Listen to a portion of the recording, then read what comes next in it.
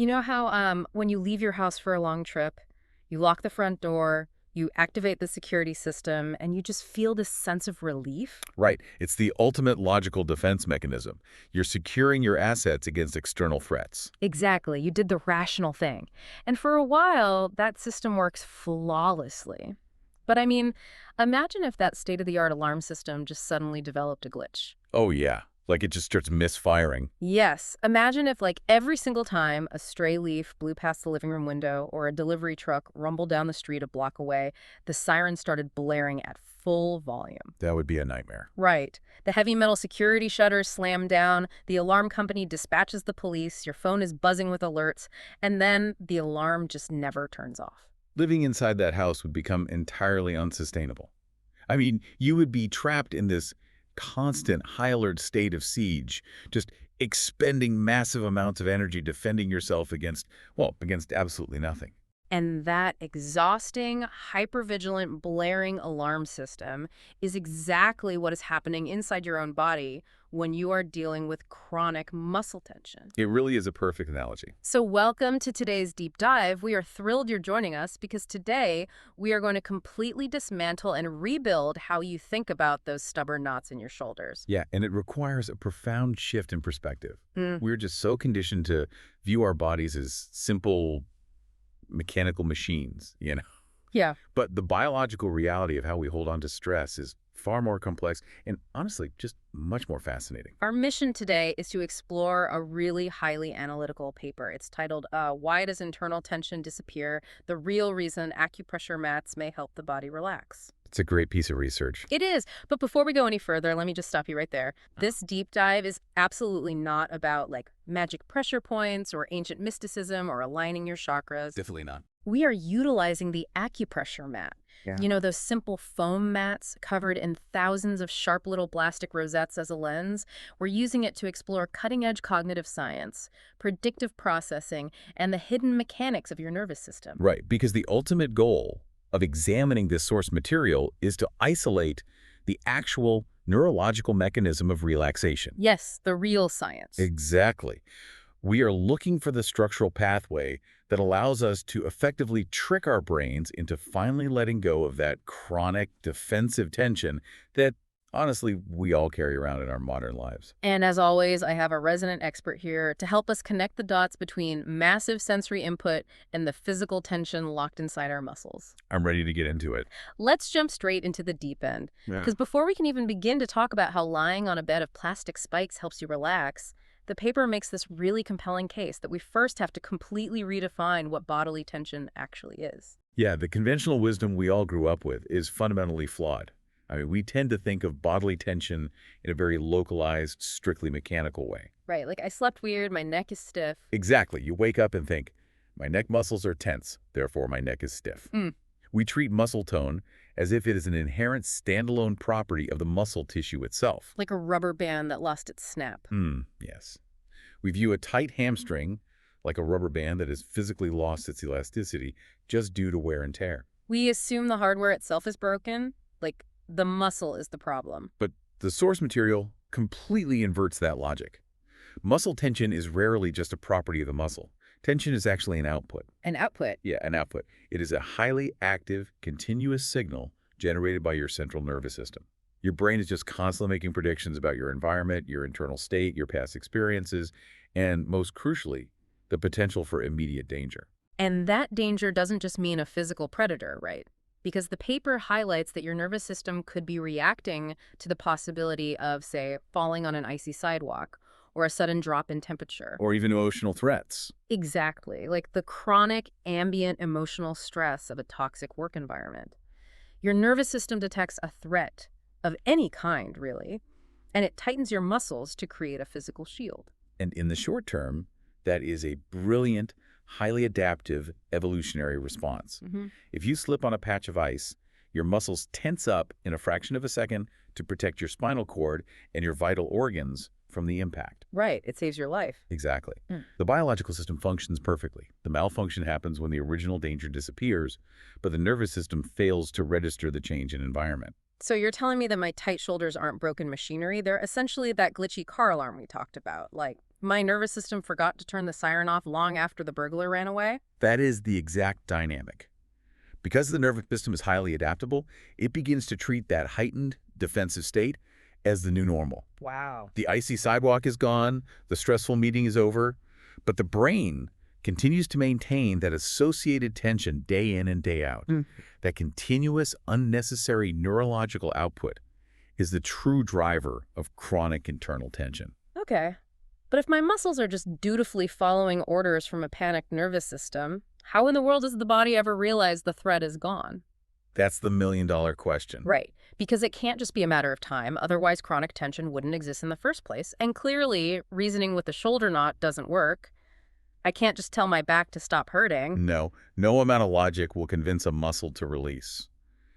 To answer how we turn that alarm off, we have to look at the fundamental principles of how the nervous system processes incoming information. Okay. Specifically, we have to examine how it handles constant, unchanging information versus novel, changing information. Because the human nervous system is biologically wired to prioritize change, right? It's an evolutionary imperative. Exactly. If a stimulus in your environment remains constant and stable, your nervous system will eventually process it with less and less intensity until it largely ignores it altogether. We know this as sensory adaptation. Oh, sensory adaptation, like getting used to a smell. Right. The brain is an incredibly energy-hungry organ. If it had to consciously process every single piece of sensory data hitting your body every second of the day, it would exhaust its metabolic resources almost instantly. We just short circuit. Pretty much. Sure. So sensory adaptation is the brain's ultimate filtering mechanism. It actively mutes stable stimuli that don't require immediate life-saving action. We all experience this constantly. It's the classic example of putting a watch on your wrist in the morning. Yeah, perfect example. For the first few minutes, you feel the cold metal, you notice the distinct weight of it, but 10 minutes later, that sensation is entirely gone from your conscious awareness, or like the hum of a refrigerator in the background. Or the clothes resting on your skin right now. Until this exact moment in our conversation, you weren't actively feeling the fabric of your shirt resting on your shoulders. The nervous system simply edits out that irrelevant data. Right. Okay, now I'm hypersensitive to my shirt. Thanks for that. Okay. But applying this to an acupressure mat is where I have to push back a little. Okay, go for it. Because anyone who has ever lowered their bare back onto thousands of plastic spikes knows that ignoring it is absolutely not the immediate reaction. Going numb doesn't sound like a viable long-term cure for deep muscle tension. Well, you aren't going numb. And that is a vital distinction the author makes. When you lie on the mat, the physical spikes do not change. They don't soften, they don't retract. They stay painfully sharp. Yes. The sensory receptors in your skin are still firing, and that massive wave of sensory input is still flooding into your spinal cord. What changes is not the physical input, but the nervous system's higher-order interpretation of that stimulus. So what does this all mean? The nervous system stops interpreting the spikes as a crisis. Yes, exactly. Initially, the brain perceives the intense pressure as a severe threat, and it mounts a massive defensive reaction. But after 5 to 10 minutes of constant, unbroken pressure, the system adapts. It just gives up. Not gives up, but the subjective experience shifts from acute distress to a neutral awareness. You still feel the thousands of points of contact, but the nervous system ceases to mount a defensive reaction against them. Okay, let's pause right here and dig deeper into the mechanics of that defense, because this seems totally contradictory to me. How so? If I accidentally stub my toe on a piece of furniture, my attention zeroes in on that toe, the pain is blinding, and my whole body tenses up in reaction. Right. So if I voluntarily lie down on a mat with thousands of sharp spikes, why doesn't my entire back just spasm and lock up completely? Okay. The difference lies in the mechanics of localized versus distributed attention. Localized versus distributed. Yes. Human attention has a very narrow bandwidth, and it loves to fixate on a specific, isolated location. When you stub your toe, or when you have a stiff neck, your brain takes its limited attentional bandwidth and shines a massive, high-powered spotlight right onto that single point of discomfort. Oh, absolutely. When I have a kink in my lower back, it feels like the rest of my body ceases to exist. I become nothing but a giant walking backache. We all do. And that hyperfixation creates what the paper identifies as a toxic, localized loop. The cycle functions like this. You direct your intense attention to a specific point of discomfort. Okay. That focused attention actually magnifies the subjective experience of the physical sensation, And then the magnified sensation triggers your nervous system to mount a defensive reaction. It commands the surrounding muscles to tighten up and guard the area. Which ironically just creates more pain. Precisely. That newly added tension causes more discomfort, which naturally draws even more of your attention. Oh, wow. So attention amplifies sensation, which triggers defense, which creates more tension, which draws more attention. Exactly. You are trapped in a self-sustaining feedback loop. It's the physiological equivalent of pointing a live microphone at a speaker. You just get that awful, escalating, deafening screech of feedback. That's a great way to picture it. So how does a piece of foam covered in plastic spikes shatter that loop? By physically scattering your limited attentional resources. I love the nuances of system dynamics here because it's so elegant. An acupressure mat covers a massive surface area, usually the entire span of your back, meaning it stimulates thousands of nerve endings simultaneously. So you literally can't focus on just one spot. Right. It introduces an overwhelming volume of sensory data across a broad, interconnected region of the body. Okay, let's unpack this. So my attention is scattered. I'm taking in thousands of tiny, intense signals all at once. Does the brain just get too overwhelmed by the sheer volume of data? What do you mean? Is it like a computer crashing from having too many browser tabs open, where it just gets exhausted, gives up, and drops the tension? Is this just neurological fatigue? It might feel like surrender, but it is definitely not fatigue. It is a highly active, real-time calculation. And this brings us to a major foundational concept in contemporary neuroscience called predictive processing. Predictive processing, okay. The old model of neuroscience viewed the brain as a passive receiver, just sitting in the dark skull, waiting for signals from the body to tell it what was happening. But the modern view is that the brain is a prediction engine. Yes, the brain is actively, continuously guessing what is about to happen next in order to minimize surprise and ensure survival. When you first lower your body onto the mat, the initial flood of intense signals hits the central nervous system. And what does the brain think?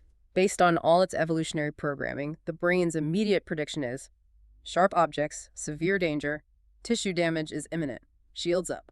So it anticipates a massive injury that never actually arrives. That is the genius of the mat's design. It provides massive intense stimulation, but crucially, it does not cause any actual physical damage. The spikes do not break the skin. You lie there minute after minute. The intense stimulation continues relentlessly, but the expected harmful event, the bleeding, the injury, it never materializes. So the brain is faced with a massive prediction error. Exactly. The nervous system has to reconcile this glaring contradiction between what it predicted and what is actually happening. It takes in the unbroken stream of data and gradually updates its internal models. It figures out it's safe. Right. It registers, this stimulus is highly intense, but it is demonstrably, undeniably safe. Okay, I love this. It's like the brain is doing a software update in real time. It patches the glitch, realizes the threat is just a harmless piece of plastic, and stands down the troops. That is when the tension finally melts. Yes. That safety update is the precise mechanism of relief. Once the internal prediction changes from danger to safe, the defensive response, the chronic muscle tension, it just becomes biologically unnecessary. It drops the shield. The brain stops sending the signal to brace for impact, and the unnecessary tension simply drops away. Wait, hold on a second. If the ultimate solution is just realizing that we are safe in our environment, why do we need the intense sensory overload? What do you mean? Well, we are constantly bombarded with wellness advice, telling us to do progressive body scans, to breathe into our tension, to actively command our muscles to release. Are you saying all that conscious, intentional effort to relax is actually backfiring? It very often does backfire. This is the paradox of trying to relax.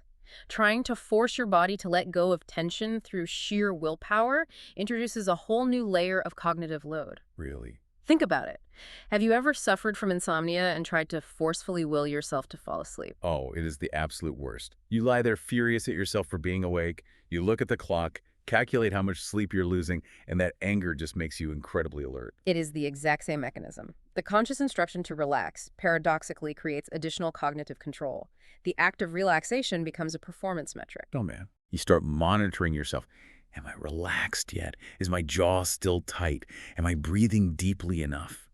You're literally grading your own relaxation. You're micromanaging your own nervous system, which keeps you trapped in an active, vigilant state. What's fascinating here is that by monitoring your performance, you are maintaining a sympathetic nervous system state, the fight or flight mode. To truly release chronic tension, your body has to shift into a parasympathetic state, which is the rest, digest, and restore mode. And you can't force that. No, you cannot force a biological gear shift through cognitive micromanagement. Now, while research on MAS specifically is still somewhat limited and methodologies differ, it's highly plausible that this sustained sensory input helps shift the autonomic state toward that restorative mode. So the mat works because the sensory volume is so loud, you literally cannot hear your own cognitive The micromanaging. matter provides so much external sensory noise Yeah. that it forces your executive function to temporarily surrender. Oh. You are so consumed by the sheer sensation that you lose the ability to overthink your bodily state. The mat doesn't force relaxation into your muscles. It creates the precise physiological conditions where a parasympathetic shift becomes the path of least resistance. Now, we need to be very careful here when we talk about this kind of intense sensory exposure, especially regarding the paper's concept of pain saturation. Yes, absolutely. We want to be crystal clear with our listeners that we aren't suggesting if you just ignore a broken bone or a torn ligament long enough, it magically stops hurting. No, that is a critical distinction. Yeah. The author separates this strictly from pathological pain.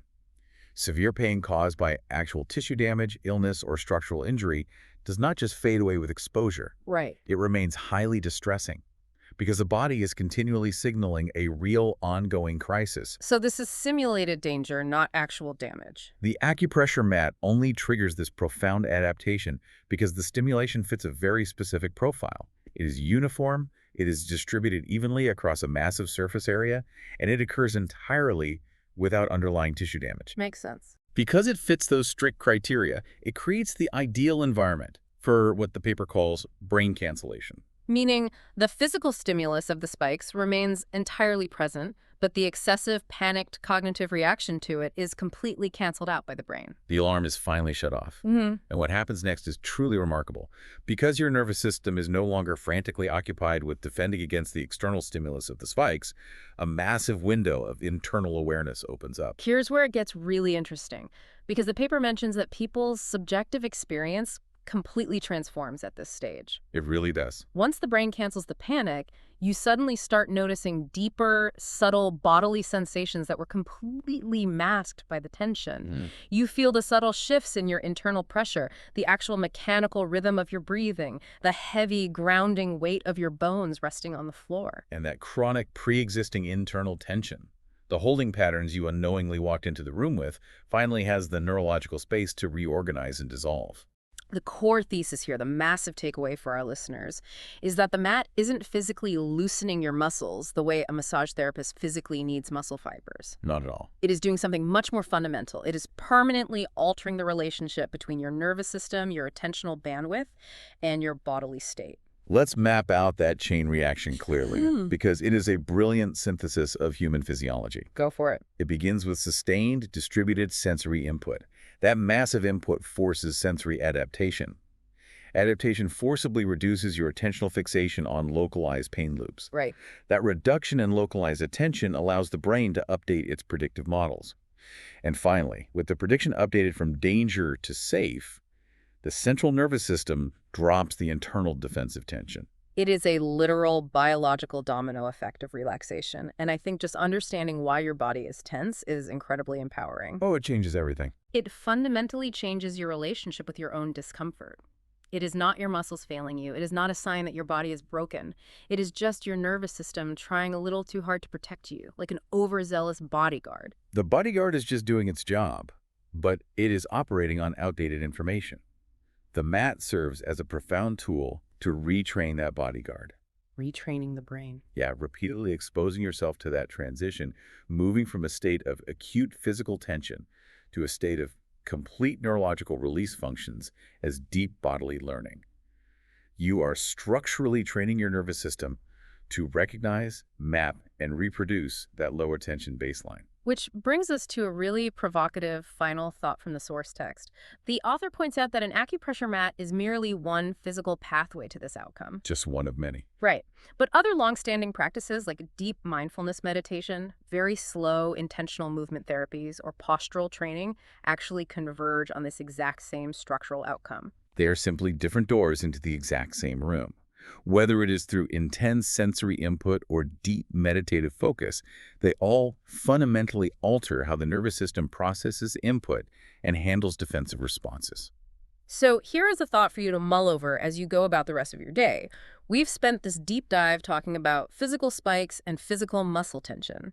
But what about the mental spikes? Oh, that's a great question. What about the constant daily barrage of urgent emails, the relentless news alerts, the subtle social friction, the invisible emotional stimuli that put your nervous system on high alert? Well, the underlying mechanics of the human nervous system do not differentiate between a physical threat and an emotional threat.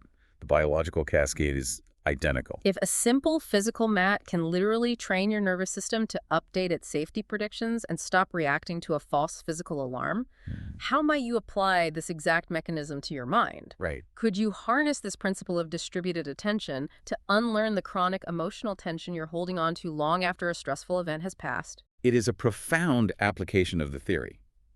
When we learn to stop fighting harmless stimuli, whether they are physical sensations or intrusive thoughts, we create the neurological conditions for our own relief. The next time you feel that emotional car alarm blaring long after a stressful interaction has passed, see if you can widen your attention. Distribute your focus away from the localized loop of anxiety. Remind your predictive brain that you are demonstrably safe in the present moment, and let the mental knots dissolve just like the physical ones. Beautifully said. Thank you so much for joining us on this deep dive. We hope you walk away feeling a little lighter, a lot more informed, and ready to finally turn off that alarm. Take care, everyone.